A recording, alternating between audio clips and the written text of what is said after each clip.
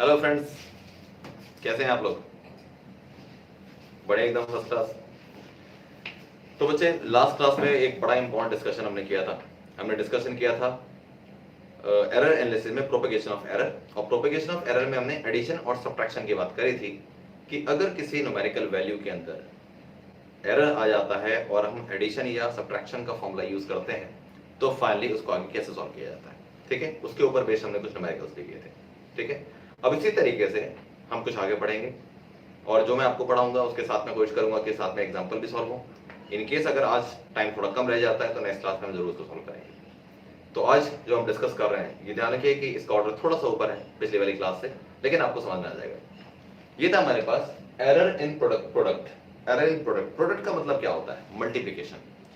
यानी कि हम एक ऐसे फॉर्मूले की बात करेंगे जो दो चीजों की मल्टीप्लिकेशन के ऊपर डिपेंड करता है।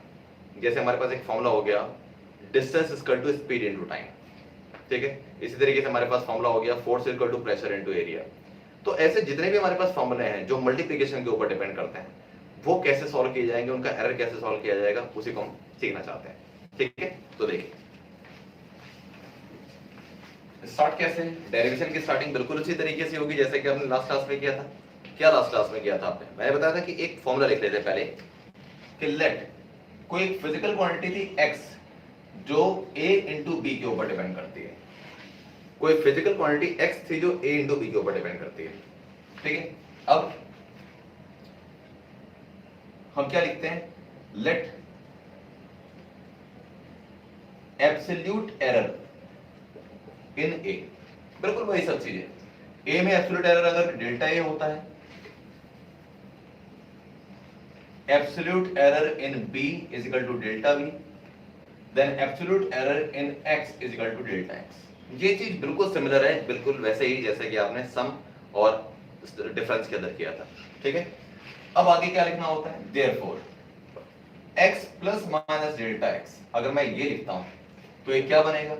ये बनेगा a plus minus delta a into b plus minus delta b। यानी कि जब a की वैल्यू में एरर हो, b की वैल्यू में एरर हो, तो फिर x की वैल्यू में क्या एरर आएगा? वो ये था हमारे पास। अब देखिए सॉल्व कैसे करना है। इसमें से बेटा अगर मैं a कॉमन लेता हूं तो क्या बनता है? 1 plus minus delta a upon a। ध्यान रखें, डेल्टा a जो है ये पूरा का पूरा एक टर्म है। ऐसा नहीं है कि आप डेल्टा को अलग मान लें, a को अलग मान लें। एब्सोल्यूट एरर ने a का पूरा रिप्रेजेंटेशन है डेल्टा a। तो डेल्टा a जो हमारे पास था, ऐसा नहीं कि आप इसमें से a कॉमन ले लेंगे और डेल्टा बचेगा, बिल्कुल नहीं, ये पूरा एक टर्म है। तो अगर आपने इन दोनों में से a कॉमन की लिया है तो यहां से बचेगा 1, यहां बचेगा delta a upon a into यहां b लो 1 plus minus delta b upon b।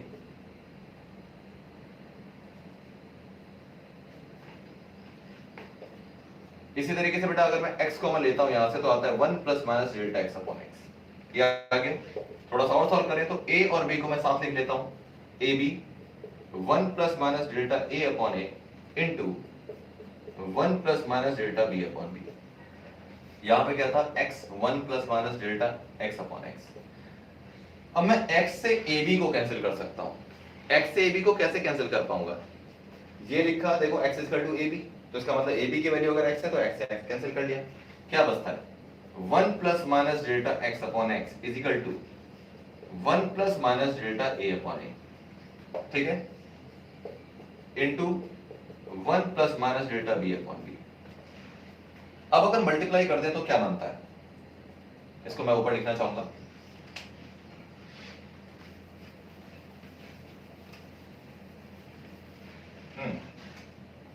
तो क्या आएगा इसके बाद? हम लिखते हैं इसको 1 plus minus delta x upon x is equal to. अब देखो इसकी मल्टीप्लिकेशन कैसे होगी। मल्टीप्लिकेशन ऐसे होगी बेटा कि यहाँ पे दो टर्म्स हैं, यहाँ पे दो टर्म्स हैं, मल्टीप्लाई करेंगे तो टोटल 4 टर्म्स आएंगे। सबसे पहले मैं 1 की मल्टीप्लाई करूंगा 1 से भी, और 1 की multiply delta b upon b से भी। फिर डेल्टा a अपॉन a की मल्टीप्लाई 1 से होगी और डेल्टा a अपॉन a की multiply delta b upon b से भी होगी। तो क्या आता है हमारे पास? देखिए 1 plus minus delta a upon a plus minus delta b upon b plus minus delta a upon a into delta b upon b। ये चार टर्म्स आएंगे इनकी मल्टीप्लाई करने के बाद। अब क्या है? अब ये है कि डेल्टा a का मतलब होता है एरर, एब्सोल्यूट एरर। ठीक है, वो छोटे होते हैं, वैल्यू काफी छोटी होती है, 0.01 0.02 ऐसा आंसर आता है। और ए क्या होती है, एक्चुअल वैल्यू, वो 23 24 50 100 कुछ भी हो सकती है। तो अगर मैं छोटी वैल्यू को बड़ी वैल्यू से डिवाइड करूंगा तो आंसर और छोटा आएगा। अब आप सोचिए, डेल्टा ए अपॉन ए तो स्मॉल है, डेल्टा बी अपॉन बी भी स्मॉल है। अगर मैं दोनों की मल्टीप्लाई करता हूं तो जब दो स्मॉल चीजों की मल्टीप्लाई होती है तो आंसर और भी स्मॉल आता है। इसका मतलब ये हुआ कि as delta A upon A and delta B upon B are very small,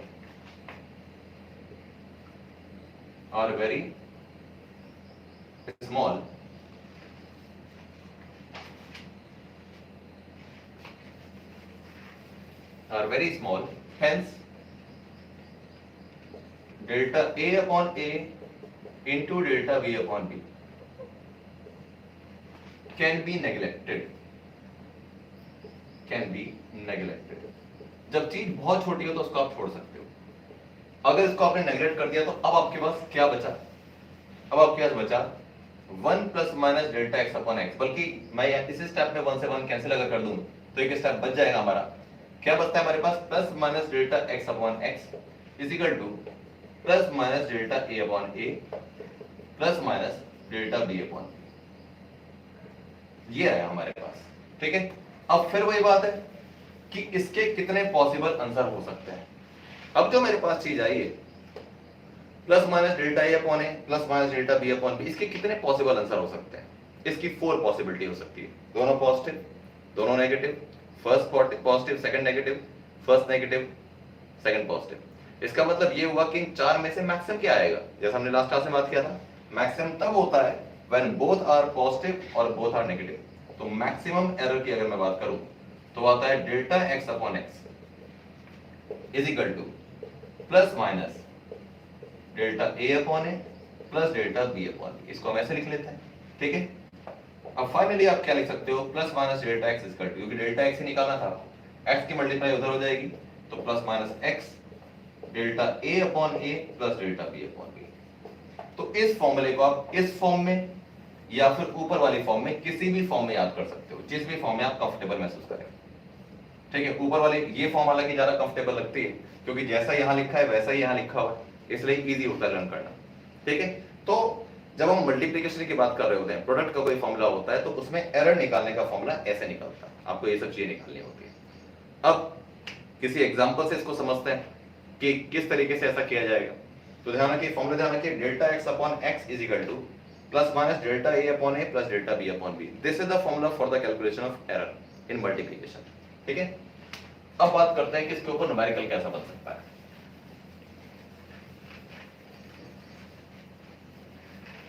ठीक है, मैं एक आइडिया दूंगा, कैलकुलेशन थोड़ी बड़ी होती है इन न्यूमेरिकल्स की, तो मैं आपको एक हिंट दूंगा और उसके बाद उसको आप सॉल्व कर पाएंगे। ठीक है, देखिए मुझे फोर्स की वैल्यू दे रखी है, force is equal to 2.0 plus minus 0.1 newton, और एरिया दे रखा है 1.0 प्लस माइनस 0.1 या 0.2 मान लेता हूं इसको, 0.2 metre square.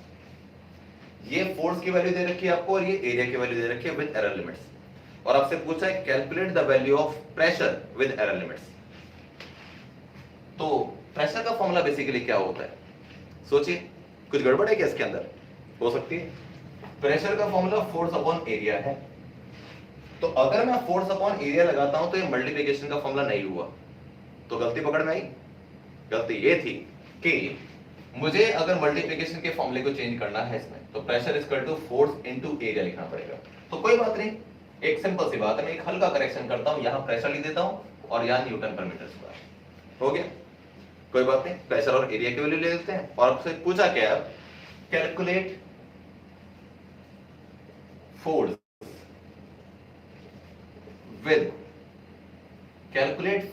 With error limits. Error limits के साथ आपको फोर्स निकालना है। ठीक है, ये क्वेश्चन था, दिस वाज द क्वेश्चन। अब देखते हैं कि इसका सॉल्यूशन कैसे किया जाएगा। सॉल्यूशन इस तरीके से है,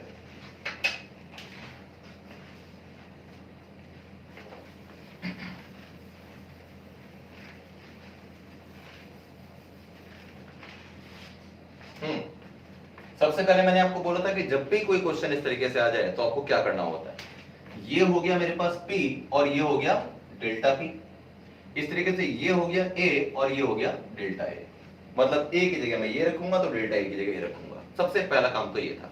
अब देखिए, सबसे पहले आप निकालेंगे simply force, F equal to P into A, force equal to pressure into area. ठीक है, तो क्या आएगा, प्रेशर की वैल्यू थी 2.0 इंटू एरिया की वैल्यू थी हमारे पास 1.0, सॉल्व करके कितना आता है, सॉल्व करके 2 ही आएगा। मैं इसको 2.0 लिख लेता हूं, 2.0 न्यूटन, फोर्स न्यूटन में आता है। ये तो निकल गई F की वैल्यू। अब आगे बात सुनिए, अब हमें डेल्टा F भी तो निकालना है, तो उसके लिए क्या होगा, फॉर्मूला था plus minus delta F upon F is equal to plus minus delta P upon P plus delta A upon A। तो हुआ क्या, बेसिकली फॉर्मूला वही है, x is equal to a into B होता है, तो यहाँ delta a upon a into delta b upon b आता है। अब यहाँ p इंटू a लिखा है तो delta p upon p into delta plus delta a upon a।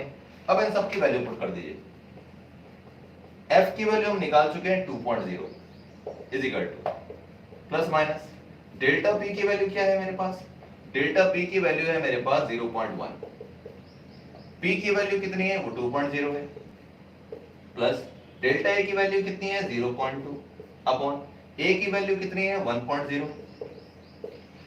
पता लग रहा है बेटा, समझ पा रहे हैं, बिल्कुल सीधी बात है कि जो जो वैल्यू थी मैं सीधा सीधा इस फॉर्मूले के अंदर पुट करता चल रहा हूं।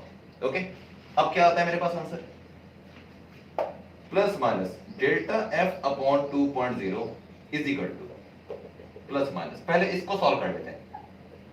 अब इसको सॉल्व करने के दो तरीके हुए, पहला तरीका ये हुआ कि मैं एलसीएम लेके सॉल्व कर लूं, और दूसरा तरीका ये हुआ कि मैं पहले डिवाइड कर लूं और जो आंसर आता है उसको ऐड कर लूं।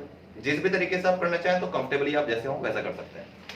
0.1 अपॉन अगर मैं 2 करता हूं तो कितना आता है आंसर, 0.1 अगर आप 0.1 अपॉन 2 अगर करना चाहें 0.1 अपॉन 2, तो डेसिमल में हटाऊंगा तो 1 अपॉन 20 आएगा।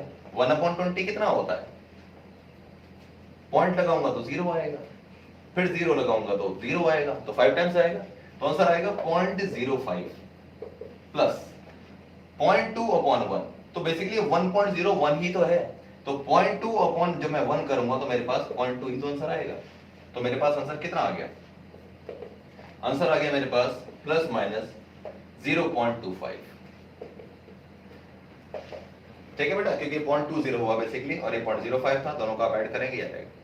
अगर आप इसको एलसीएम लेके सॉल्व करें फिर आप देखें कि क्या आंसर आता है, तो आंसर कुछ ऐसे ही आना चाहिए आपके पास। तो बात ये हुई कि 0.25 आपका आंसर आया डेल्टा एफ अपॉन 2 का।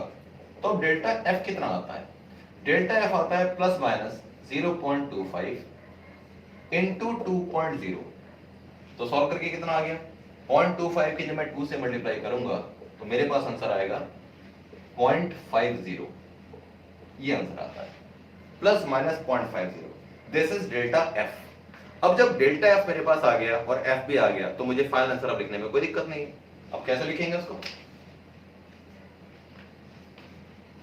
तो उसका आंसर मेरे पास, अब मैं इसको यही लिख देना चाहूंगा कि हमारा फाइनल जो आंसर है वो क्या निकल के आता है। फाइनल आंसर निकलता है हमारे पास F plus minus delta F is equal to कितना था बेटा, एफ हमने निकाला था यहाँ पे 2.0 प्लस माइनस 0.50 किसमें, न्यूटन। ये हमारे पास फाइनल आंसर है। तो सॉल्व करना बहुत ही आसान काम है, जैसे हमने एडिशन और सब्ट्रैक्शन किया बिल्कुल उसी तरीके से मल्टीप्लिकेशन कर सकते हैं, बस फॉर्मूला बदल जाता है। ठीक है, और वो फॉर्मूला कैसे आया था वो मैंने आपको बताया। अब बात करते हैं कि अगर डिवीजन में एरर हो तो वो कैसे करेंगे। अब हम बात करते हैं एरर इन डिवीजन।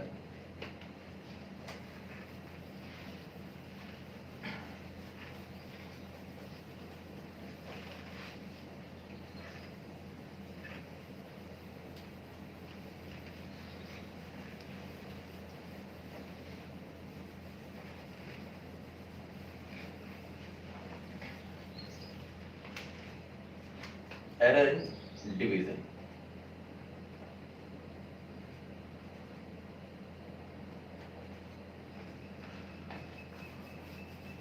ठीक है, मतलब इस बार एक ऐसे फॉर्मूले की हम बात करेंगे जो डिवीजन के ऊपर डिपेंड करता है, ठीक है।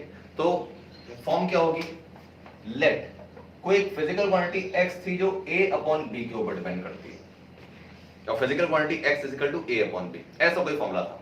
तो बात वही है, pressure is equal to force upon area, वही फॉर्मूला आ सकता है यहाँ पे। और भी बहुत सारे फॉर्मूले हैं, r is equal to v upon i, resistance equal to voltage upon current, ठीक है, ओम्स लॉ पढ़ा था हमने, वो फॉर्मूला भी इसमें एप्लीकेबल होगा। अब मेन बात ये है कि इसको शुरू करें इससे पहले मैं आपको एक चीज बताना चाहूंगा जो आपको क्लास 11th में पहली बार समझ में आती है, पहली बार सुनते हैं उसके बारे में। चीज मैथमेटिक्स की है लेकिन क्लास 11th में कहीं कहीं यूज उसका आएगा, लगभग हर चैप्टर के अंदर कुछ न्यूमेरिकल्स के अंदर उसका यूज आ सकता है। तो वह मैं आपको बताता हूं, उसको बोलते हैं हम बाइनोमियल थ्योरम। बाइनोमियल थ्योरम इसका यूज होगा इसके डेरिवेशन के अंदर, तो वही मैं आपको बताना चाहता हूं। कुछ दिक्कत की बात नहीं है, आपको सिर्फ ये याद रखना है कि कैसी चीज का रिजल्ट क्या आता है, इसका कोई डेरिवेशन आपको नहीं पढ़ना। वो ये है, अगर बेटा कोई ऐसा टर्म हो जो ऐसा लिखा हो 1 प्लस एक्स की पावर n, ऐसा कोई नंबर आता है कि 1 लिखा है यहाँ पे x लिखा है और यहाँ पावर n, n का मतलब 2 3 4 5 कुछ भी हो सकता है, x का मतलब भी कुछ हो सकता है, लेकिन x जो है वो बेसिकली स्मॉल होना चाहिए। यानी कि ये फॉर्मूला कब लगेगा, ये फॉर्मूला तब लगेगा जब यहाँ पे जो वैल्यू लिखी हुई है वो छोटी वैल्यू होनी चाहिए, बहुत छोटी, स्मॉल वैल्यू होनी चाहिए।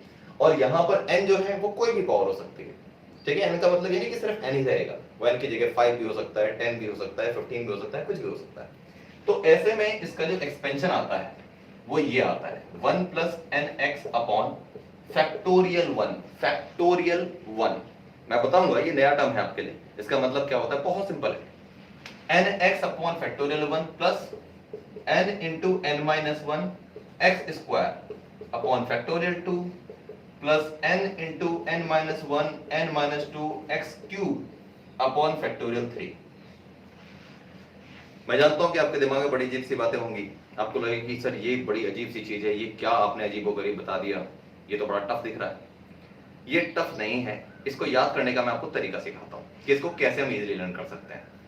पहली बात, पहले तो मैं इस चीज को बता दूं कि ये फैक्टोरियल वर्ड जो मैंने यूज किया है, फैक्टोरियल, फैक्टोरियल जिसको हम एक्सक्लेमेटरी मार्क से इससे डिनोट कर रहे हैं, इसका मतलब क्या निकलता है।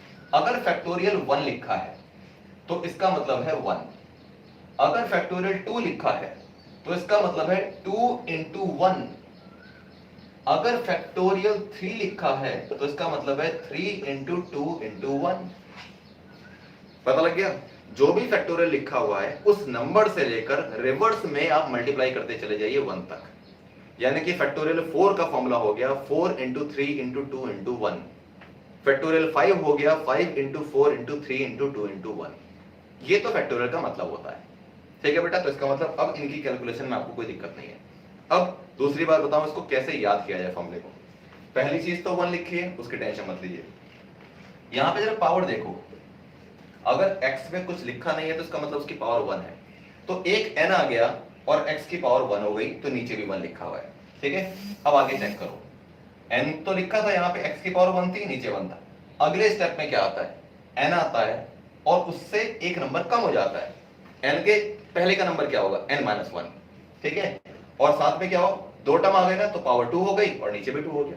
फिर तीसरा टर्म क्या आएगा, n आएगा, फिर उससे एक कम, फिर उससे 2 कम, n, n-1, n-2, 1 2 3, 3 टर्म हो गए, x की पावर 3 अपॉन फैक्टोरियल 3। अब मुझे बताओ फोर्थ क्या आएगा, फोर्थ आएगा n into n-1, n-2, n-3, 4 term आ गए, तो आगे x की पावर 4 अपॉन नीचे में आ गया फैक्टोरियल 4। ये होता है बाइनोमियल थ्योरम का एक्सपेंशन। हमें इस पूरे को इतना बड़ा यूज नहीं करना पड़ेगा, इसको छोटे टर्म में यूज करना पड़ेगा। अब वो कैसे, मैं आपको बताता हूं।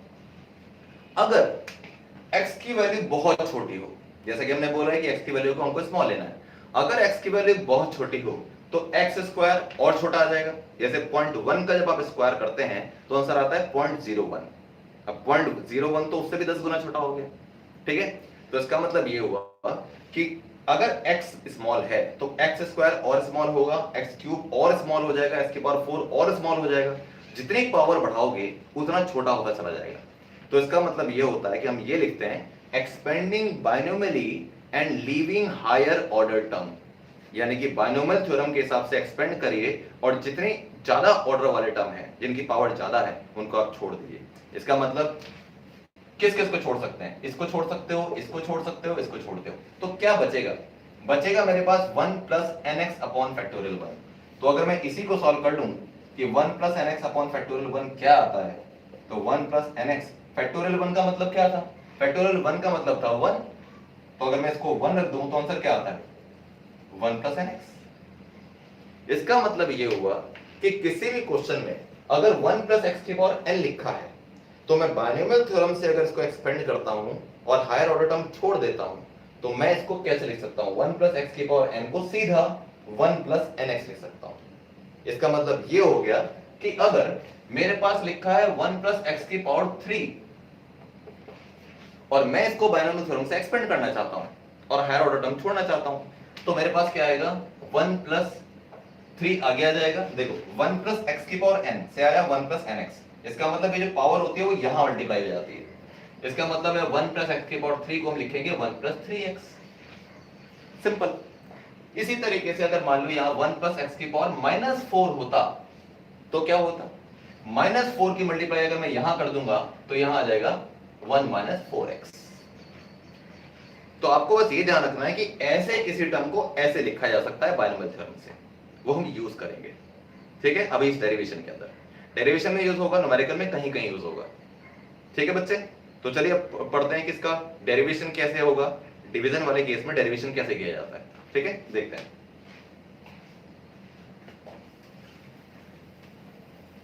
ये बात समझनी जरूरी थी इस डेरिवेशन को करने से पहले, क्योंकि इस डेरिवेशन में इसका यूज होगा।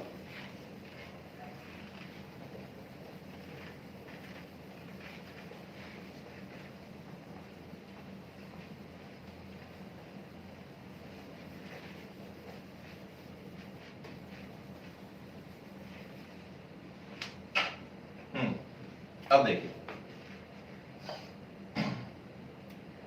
लिखने का तरीका क्या बेटा, वो 3 लाइनें मैं यहाँ पे नहीं लिख रहा हूँ कि let the absolute error in A is delta A, absolute error in B is delta B, absolute error in X delta X, वो लिख नहीं रहा हूँ, बार बार लिख रहे हैं। ठीक है, रिपीटिशन हो रहा है तो उसको मैं अभी छोड़ रहा हूँ, मैं डायरेक्ट आगे लिख रहा हूँ कि value of X with error limits, value of X with error limits x plus minus delta x is equal to, a की जगह लिखूंगा a plus minus delta a, upon, upon था तो अपॉन आ गया, b की जगह b plus minus delta b। ठीक है, x plus minus delta x equal to a plus minus delta a upon b plus minus delta b। मतलब वही फॉर्मूला लिखा है, तो बस a के साथ में प्लस माइनस डेल्टा a लिख दिया, b के साथ प्लस माइनस डेल्टा b लिख दिया। ठीक है, अब बेटा सॉल्व कैसे करना है? तरीका वही है, x अगर कॉमन लेता हूं तो आता है 1 plus delta x upon x। ठीक है, इन दोनों में से अगर a कॉमन लेता हूं तो आएगा 1 plus minus delta a upon a whole upon, इन दोनों में से अगर b कॉमन लेता हूं तो 1 plus minus delta b upon b। ठीक है, अब एक शॉर्टकट मार लेते हैं, a upon b, a upon b क्या है हमारे पास? x है ना, तो इसका मतलब a अपॉन b से मैं x को कट कर दे रहा हूं। क्लियर है, क्योंकि a अपॉन b को भी x लिखेंगे तो x x कैंसिल हो जाएगा।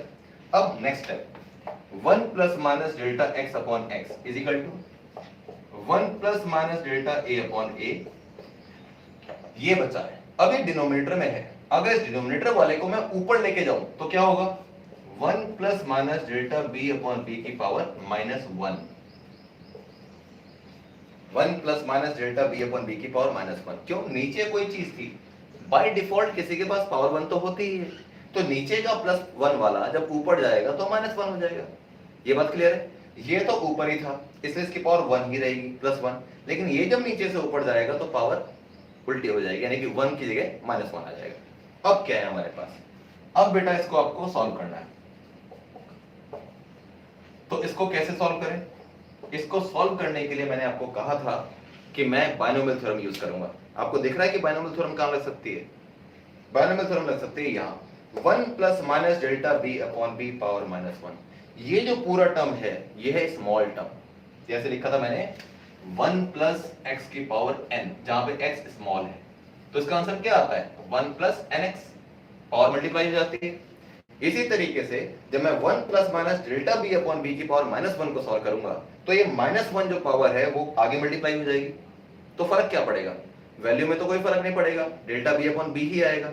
लेकिन माइनस वाला जब प्लस माइनस साइन से मल्टीप्लाई करेगा तो प्लस की जगह हो जाएगा माइनस और माइनस की जगह हो जाएगा प्लस, क्योंकि माइनस प्लस हो जाते हैं मल्टीप्लाई करके माइनस, और माइनस माइनस होके मल्टीप्लाई करके प्लस बनते हैं। तो क्या आएगा नेक्स्ट स्टेप? आएगा हमारे पास 1 प्लस माइनस डेल्टा ए अपॉन ए इंटू 1 मल्टीप्लाई कर दिया तो 1 minus plus delta B upon B. अब ये स्टेप था, और यहां पे आपको क्या लिखना पड़ता है? लिखना पड़ता है expanding बाइनोमियली, expanding binomially and leaving higher order terms। ठीक है, अगर आप नहीं भी देख पा रहे हैं इसको बेटा तो मैं आपको वर्बली बता रहा हूं कि आपको ब्रैकेट में क्या लिखना होता है। On expanding binomially and leaving higher order terms, सारे हायर ऑर्डर टर्म हमने छोड़ दिए तो 1 प्लस एक्स की पावर n हमारे लिए बन जाता है 1 प्लस एन एक्स। तो वही हमने यहाँ पे यूज कर लिया। तो जब भी आप बाइनोमियल थ्योरम लगाएंगे आप ब्रैकेट में ये जरूर लिखेंगे, क्योंकि ये पता होना चाहिए कि आपने जो मैथमेटिकल स्टेप लगाया था वो किस वजह से आया था। ठीक है बेटा, चलिए अब आगे देखते हैं। अब ये इजी है, एक ये ट्विस्ट है डेरिवेशन के अंदर।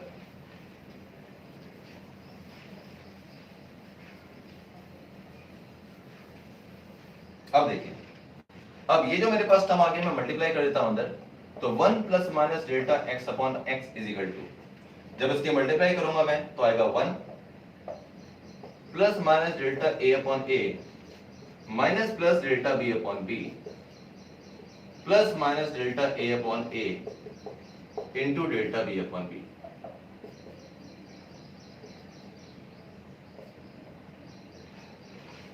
ठीक है, 1 से 1 कैंसिल, तो plus minus delta x upon x is equal to plus minus delta A upon A minus plus delta B upon B plus minus delta A upon A into delta B upon B.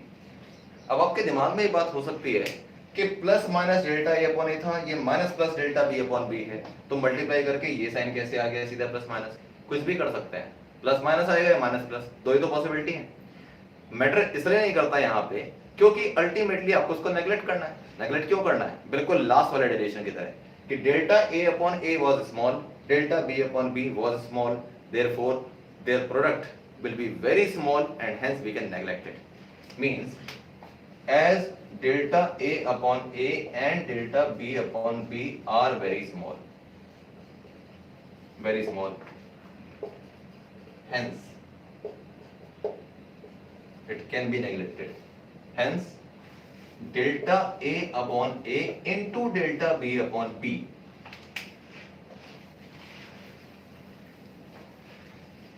can be neglected। तब आप इसको neglect कर सकते हो। ठीक है, तो हमारे पास फाइनली क्या बचा? फाइनली बचा हमारे पास plus minus delta x upon x is equal to plus minus delta A upon A minus plus delta B upon B. Okay, अब अगेन वी हैव 4 पॉसिबिलिटीज, दोनों प्लस के हो सकते हैं, दोनों माइनस के हो सकते हैं, एक प्लस दूसरा माइनस, एक माइनस दूसरा प्लस। लेकिन मैक्सिमम एरर कब आएगा? जब दोनों पॉजिटिव होंगे या जब दोनों नेगेटिव होंगे। तो हम क्या लिखते हैं? देयरफॉर मैक्सिमम एरर, जब मैक्सिमम एरर निकालना होगा तो क्या आंसर आएगा? Plus minus delta x upon x is equal to plus minus delta A upon A plus delta B upon B. ये आया आंसर। अब आप सोच के देखिए, क्या ये रिजल्ट शॉकिंग है? पिछली बार जो आपने मल्टीप्लिकेशन में एरर निकाला था ना, उसका आंसर भी एग्जैक्टली यही आया था, एग्जैक्टली कोई चेंज नहीं है, और डिवीजन में भी यही आया। ठीक है, इससे पहले जो हमने लास्ट क्लास में एडिशन का जब डेरिवेशन किया था और जब सब्ट्रैक्शन का किया तो दोनों में आंसर सेम आया था एरर निकालने के लिए। तो बहुत इजी हो गया याद करना, जो एडिशन में एरर निकालने का फॉर्मूला है वही सब्ट्रैक्शन में भी है, जो मल्टीप्लिकेशन में एरर निकालने का फॉर्मूला है वही हमारे पास डिवीजन में भी है। क्लियर हो गई बात ये? तो इसका मतलब आसान है, दोनों को सॉल्व करने का एक ही तरीका है, यानी कि एडिशन के साथ सब्ट्रैक्शन फ्री हो गया और मल्टीप्लिकेशन के साथ डिवीजन फ्री हो गया। ठीक है, मेथड अलग है सॉल्व करने का, लेकिन आंसर वही निकल के आता है। अगर डेरिवेशन एग्जाम में पूछी जाए तब करनी होती है, लेकिन मैं आपको डेरिवेशन इसलिए भी करा रहा हूं ताकि आप कंसेप्ट से सीखें कि वो चीज कैसे आई थी। अगर मैं आपको डेरिवेशन बिना कराए बोल देता कि बेटा जो डिवीजन में फॉर्मूला आता है वही मल्टीप्लिकेशन में भी आता है सेम, तो आपके दिमाग में क्यूरियोसिटी रहेगी ऐसा क्यों क्यों आएगा। जब दोनों के फॉर्मूले अलग अलग होते हैं, डिवीजन का अलग आंसर आता है, मल्टीप्लिकेशन का अलग आंसर आता है, तो फिर एरर का सेम आंसर कैसे आ सकता है। ठीक है, तो वही बात, ताकि इस तरीके की कोई क्यूरियोसिटी ना रह जाए, कोई क्वेश्चन इस तरीके का ना रह जाए, इसी वजह से मैंने आपको डेरिवेशन कराया है ताकि आप चेक कर सकें कि वो क्यों आया है। ठीक है बेटा, राइट। अब बात करते हैं, एक और चीज है इसके बाद, एरर इन एक्सपोनेंट्स। वो मैं आपको बता दूं, उसके लिए हमको कोई डेरिवेशन करने की जरूरत नहीं है, वो इसके बेस पर ही हो जाएगा। ठीक है, इसके बेस पर ही हो जाएगा वो, और उसके बाद मैं आपको बताऊंगा कि न्यूमेरिकल कैसे बनता है। एरर इन एक्सपोनेंट्स जो होते हैं उसके ऊपर सबसे ज्यादा क्वेश्चन बनते हैं, जो मैं अब आपको कराऊंगा। ठीक है,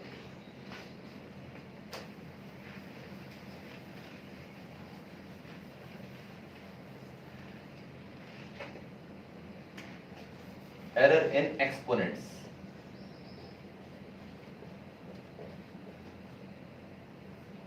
अब एक्सपोनेंट्स किसको कहते हैं ये तो आप बहुत सुन के आए हैं, मैथमेटिक्स में तो आपने बहुत सुना एक्सपोनेंट्स के बारे में, लेकिन मैं अब इसको समझू कैसे, समझू इस तरीके से कि लेट, इस बार जो x था ना उसका फॉर्मूला था a की पावर n।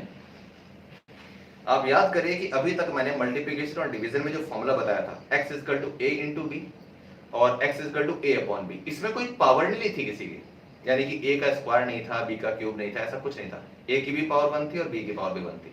लेकिन अब क्वेश्चन ये बनता है कि जरूरी थोड़ा है कि हमारे पास कोई ऐसा फॉर्मूला होगा जिसमें पावर 1 ही होगी, पावर तो अलग भी हो सकती है, 2 3 4 भी हो सकती है। तो इसी को हम समझ रहे हैं कि अगर पावर b हो तो क्या होता है। x इक्वल टू अगर a की पावर n था तो हम उसको कैसे लिखते हैं, उसका एरर का फॉर्मूला आएगा delta x upon x is equal to plus minus n delta a upon a। ये था फॉर्मूला। तो तरीका बहुत सिंपल है याद करने का। आपको पता है कि अगर a भी लिखा होता है यहाँ पे तो डेल्टा a अपॉन a तो यहाँ आना ही था, मल्टीप्लिकेशन में जैसे a इंटू बी लिखा था तो delta a upon a plus delta b upon b आया था। तो यहाँ पे a लिखा है तो डेल्टा a अपॉन a तो आना है, यहाँ पे x की जगह डेल्टा x अपॉन x जो पहले लिखा था बिल्कुल सेम टू सेम वो है। लेफ्ट हैंड साइड तो सेम ही है, राइट हैंड साइड में क्या हुआ, एक पावर आ गई, तो जो पावर होती है ना वो आगे आ जाती है आगे, तो plus minus delta a upon a तो होगा, लेकिन जो पावर होगी वो आगे मल्टीप्लाई हो जाएगी। अब मैं आपको इसी तरीके से बताता हूं कि और कैसे होगा, थोड़ा समझ में आया होगा, लेकिन अब जो मैं नेक्स्ट बताऊंगा उससे आपको काफी समझ में आ जाएगा। देखिए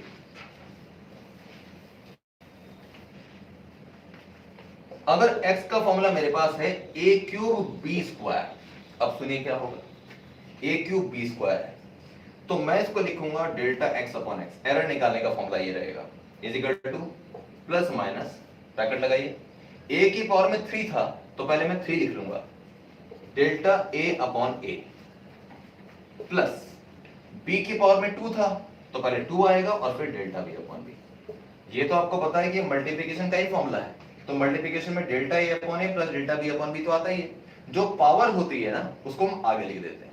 इसका मतलब ये हो गया कि अगर यहाँ पे मैं c की पावर 6 लिख दूं तो इसी फॉर्मूले को अगर मुझे आगे बढ़ाना हो तो मैं प्लस क्या लगाऊंगा, 6 लिखूंगा पहले और फिर आएगा delta c upon c। Clear है, तो जो पावर है उसको आगे रख दीजिए और a लिखा था तो डेल्टा a अपॉन a, जो पावर थी आगे आ गई, फिर डेल्टा b अपॉन b, फिर जो पावर 6 थी तो 6 आगे आ गया और फिर c की वो पावर थी तो delta c upon c। Simple सी बात है, इस तरीके से फॉर्मूले को लिखा जा सकता है। इसको बोलते हैं error in exponents. Error in exponents का मतलब होता है कि a में अगर एरर है और उस फॉर्मूले के अंदर कोई पावर भी आती है तो फिर किस हिसाब से आप एरर को कैलकुलेट करेंगे। जब तक तो कोई पावर नहीं थी तब तक कोई दिक्कत की बात नहीं। जैसे मान लो कि 2 था, अगर मुझे 2 को सॉल्व करना है तो बहुत अलग बात है, लेकिन अगर मुझे 2.1 को सॉल्व करना है तो आपको पता है कि इसका आंसर बहुत अलग आएगा।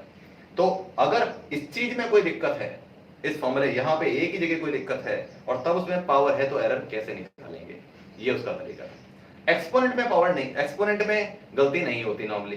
क्यों नहीं गलती होती, क्योंकि इसको आप कैलकुलेट नहीं कर रहे होते, ये फॉर्मूले में गिवन होता है कि a की पावर 3, अब इसको सॉल्व करो तो a को तो आप मेजर कर रहे होते हैं लेकिन 3 को मेजर नहीं कर रहे होते हैं, इसलिए 3 की कैलकुलेशन में आपके पास एरर नहीं आता, सिर्फ a की कैलकुलेशन में आता है।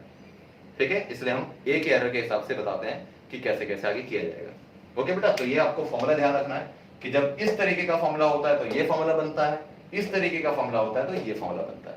ठीक है, अब जरा क्वेश्चन देखते हैं।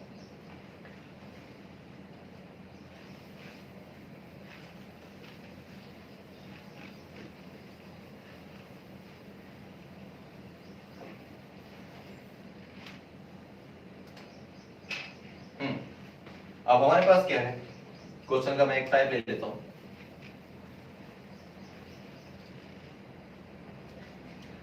एरर एक्सपोनेंट्स का ही बताता हूं, फिर एक्सपोनेंट्स आप सीख गए तो डिवीजन सीखना बहुत आसान काम है। उसमें ये था, a physical quantity x is given as a cube b square upon c under root d। आप सोचेंगे सर आपने बड़ा अजीब सा क्वेश्चन बता दिया पहली बार में। कोई दिक्कत नहीं है, मैं बता रहा हूं क्वेश्चन दिखने में खतरनाक लग रहा होता है, होता बहुत इजी है। a cube b square upon c under root d, x इस बात के ऊपर डिपेंड करता है। साथ में आपको क्वेश्चन में क्या गिवन है, percentage error in a b c and d। A, B, C और D में जो परसेंटेज एरर है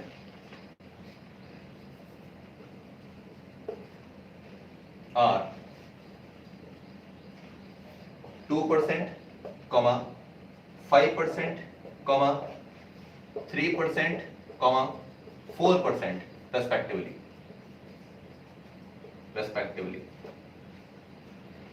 A की कैलकुलेशन में इतना परसेंटेज एरर है, B में इतना है, C में इतना है और D में इतना है।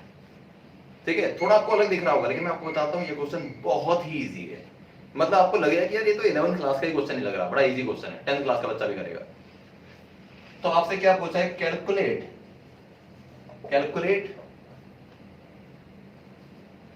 परसेंटेज एरर इन x के अंदर परसेंटेज एरर निकालना। तो सुनिए कि ऐसा क्वेश्चन कैसे किया जाता है। सबसे पहले तो इस क्वेश्चन को मैं उस फॉर्म में लिख लूंगा जो मैंने आपको अभी बताया। कैसे, plus minus delta x, solution में plus minus delta x upon x is equal to plus minus. अब ए पे बात करते हैं, ए की पावर कितनी है, 3 है, तो मैं लिखूंगा 3 delta A upon A, plus B की पावर में 2 लिखा है तो लिखूंगा 2 delta B upon B, plus C की पावर में कुछ नहीं लिखा तो 1 है, तो इसका मतलब 1 डेल्टा सी अपॉन सी। 1 नहीं भी लगाएंगे तब भी कोई टेंशन नहीं है। डी में लिखा है स्क्वायर रूट, अगर डी के ऊपर स्क्वायर रूट लिखा है तो इसका मतलब power half, under root D का मतलब होता है डी की पावर हाफ। ठीक है, अब मैक्सिमम बच्चे गलती क्या करते हैं वो मैं आपको बताता हूं, अच्छा बच्चा भी गलती कर देता है। डी की पावर अगर ये हाफ है, इसको मैं अंडर रूट हटा के यहां से डी की पावर हाफ लिख देता हूं, चलो। तो आपके दिमाग में ये आएगा कि मैथमेटिक्स के हिसाब से c को ऊपर ले जाना चाहिए तो c की पावर -1 आनी चाहिए, और d को हाफ है तो ऊपर ले जाएंगे तो -हाफ आएगा। तो यहाँ पे आपके पास -1 आना चाहिए और यहाँ पे -हाफ। ऐसा लगता है हमको कि अगर d की पावर हाफ है तो ऊपर जाएगा तो माइनस का हाफ हो जाएगा, तो मैं माइनस का हाफ लिख दूंगा और डेल्टा d अपॉन d, और यहाँ पे -1 लिखा जाएगा, ऐसा हमको लगता है। अब मैं आपको एक चीज बताता हूं, एक बात बिल्कुल दिमाग में डाल लो, फॉर्मूले में कोई भी चीज न्यूमरेटर में लिखी हो जाए डिनोमिनेटर में, इस फॉर्मूले के अंदर कभी भी कोई नेगेटिव साइन नहीं आएगा। और उसके पीछे मैं आपको रीजन बता रहा हूं कि वो नेगेटिव साइन क्यों नहीं आएगा। वो नेगेटिव साइन इसलिए नहीं आएगा क्योंकि आप हमेशा मैक्सिमम एरर निकालते हैं, और मैक्सिमम एरर का फॉर्मूला जो भी आपने आज तक पढ़ रखा है उसमें सब में अंदर सिर्फ पॉजिटिव साइन होता है, क्योंकि जब तक सारे के सारे सेम साइन नहीं होंगे मैक्सिमम आंसर आ ही नहीं सकता। इस रीजन से अंदर कभी भी कोई नेगेटिव साइन नहीं लिया जाता। इसका मतलब ये हुआ कि अगर ये c ऊपर भी लिखा होता तो भी ये +1 डेल्टा c अपॉन c आता, c नीचे भी लिखा है ना तो भी answer +1 delta c upon c ही आएगा। दूसरी बात, d की पावर हाफ अगर ऊपर होता ना, यानी कि अंडर d अगर ऊपर होता तो भी आंसर प्लस का 1/2 डेल्टा d अपॉन d आता, और नीचे लिखा है तो भी आंसर प्लस का half delta d upon d ही आएगा। तो क्या समझ में आई बात, चाहे न्यूमरेटर में लिखा हो कोई चीज चाहे डिनोमिनेटर में, कभी भी उसकी पावर में आप कोई नेगेटिव साइन नहीं लगाएंगे। जो भी उसकी पावर है सीधा बस यहां लिख लीजिए, लेकिन माइनस साइन नहीं लगाना।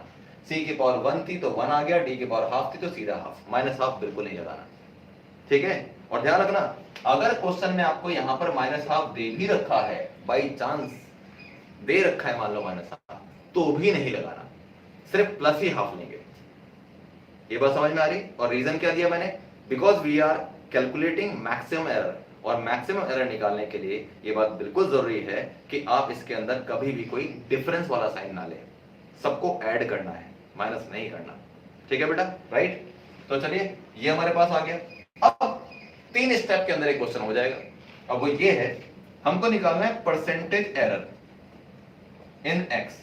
अगर x के अंदर परसेंटेज एरर निकालना हो तो आपको याद आ रहा है कि परसेंटेज एरर का फॉर्मूला क्या हुआ था हमारे पास? परसेंटेज एरर का फॉर्मूला ऐसे होता था, डेल्टा ए अपॉन ए, आपने ऐसे निकाला था, delta A mean upon A mean into 100, मतलब जो एब्सोल्यूट वैल्यू होती है और जो मीन वैल्यू होती है इनटू 100 कर देते हैं, यानी कि फ्रैक्शन में जो दे रखा है अगर इनटू 100 कर दोगे तो परसेंटेज निकल जाएगा। अब यहां चेक करो, मुझे अगर डेल्टा एक्स अपॉन एक्स को परसेंटेज एरर में चेंज करना है तो क्या करना पड़ेगा? इनटू 100, मैं लिखूंगा यहां plus minus delta x upon x into 100 is equal to plus minus इन सब की, अगर मैं इधर 100 से मल्टीप्लाई करूंगा तो राइट हैंड साइड में भी 100 से ही मल्टीप्लाई करूंगा, और राइट हैंड साइड में जब 100 से मल्टीप्लाई करूंगा तो ऑटोमेटिकली इसमें भी इसमें भी इसमें भी और इसमें भी चारों में 100 से मल्टीप्लाई हो जाएगी, क्योंकि मैं ब्रैकेट के बाहर 100 लिखूंगा ना, और जब ब्रैकेट ओपन होगा तो उस 100 की मल्टीप्लाई सबसे हो जाएगी। तो इसका मतलब क्या आएगा कि डेल्टा ए अपॉन ए इंटू 100 प्लस ये, अच्छा 3 भी लिखा था आगे तो 3 भी आएगा, 3 डेल्टा ए अपॉन ए into 100 plus 2 delta B upon B into 100 plus 1 delta सी अपॉन सी into 100 plus half delta D upon D into 100। ये आ गया हमारे पास, ठीक है। तो अब सुनिए, ये delta A upon A into 100 जो लिखा है ना, इसको क्या बोलोगे? इसको हम बोलेंगे परसेंटेज एरर इन ए, क्योंकि डेल्टा ए अपॉन ए इंटू 100 था, परसेंटेज एरर इन ए। ये क्या है? Delta B upon B into 100, percentage error in B. Delta C upon C into 100, percentage error in C. Delta D upon D into 100, percentage error in D. अब मुझे क्या करना है? सिर्फ इन सब की वैल्यू पुट करनी है, और वो क्वेश्चन में दे रखी है। परसेंटेज एरर इन ए मेरे पास ये रहा, बी ये रहा, सी ये रहा और डी ये रहा, वैल्यू पुट कर दो तो फाइनली मेरे पास आंसर निकल के आता है। मैं इसको यहां ऊपर लिखना चाहूंगा, बस लास्ट लाइन लिखनी और आंसर आ गया, plus minus delta x upon x into 100 is equal to plus minus bracket के अंदर 3 था इंटू, ये हो गया परसेंटेज एरर इन ए, और इसकी वैल्यू दे रखी है क्वेश्चन में 2% प्लस, अब ये इस टाइम 2 लिखा है पहले तो 2 लिख लिया। Delta B upon B into 100 का मतलब परसेंटेज एरर इन बी, और वो कितना दे रखा है हमको क्वेश्चन में? 5%, तो यहाँ 5% आ गया, plus 1 into percentage error in c. C में परसेंटेज एरर 3 है तो आएगा 1 इंटू 3%, प्लस हाफ लिखा था, हाफ लिख दिया हमने, into percentage error in D, वो था 4%, तो ये आ गया 4%। बस इसको सॉल्व कर लिया, आंसर आ गया। तो क्या है हमारे पास?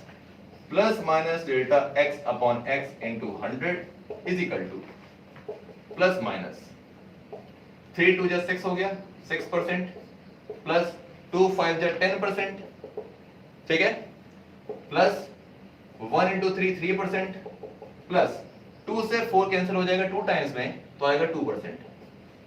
तो आंसर कितना आया? 6 और 10 हो गया 16, 16 और 3 19, 19 और 2 21%। This is the final answer.